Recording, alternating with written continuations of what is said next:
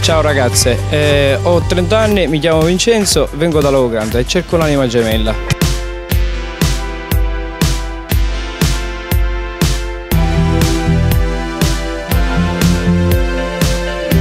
Cerco una donna ideale per me, che sia bruna, bionda, non mi interessa, l'importante è che sia una donna mediterranea, è magrolina. Tutto ciò che interessa a me sarebbe più che altro l'aspetto fisico.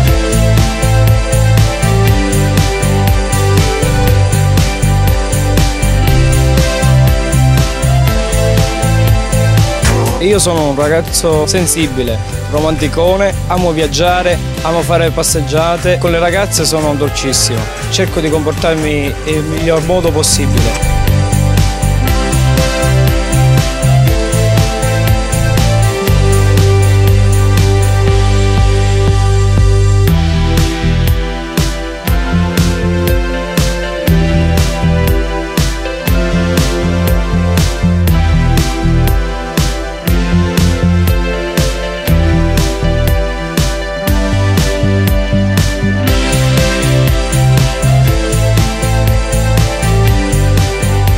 Sono un ragazzo che sono venuto a Stranamore non per cercare una ragazza così semplice, perché le ragazze non mi mancano.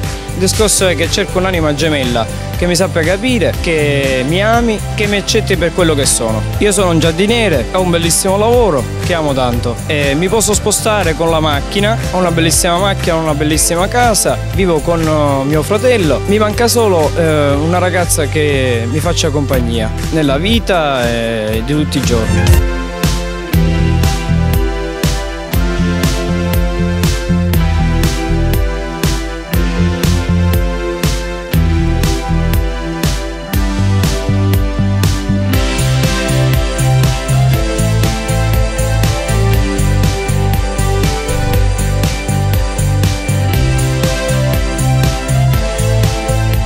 Io non vado cercando la luna, io cerco una persona che sia seria, che mi accompagni per tutta la vita. Non sono venuto qui per cercare una ragazza così che mi accompagni soltanto per una serie di giorni e via. Io vado cercando una ragazza seria e una storia seria. Cerco una ragazza che si distingue dalla massa, cerco una ragazza seria, che sia diversa da tutte.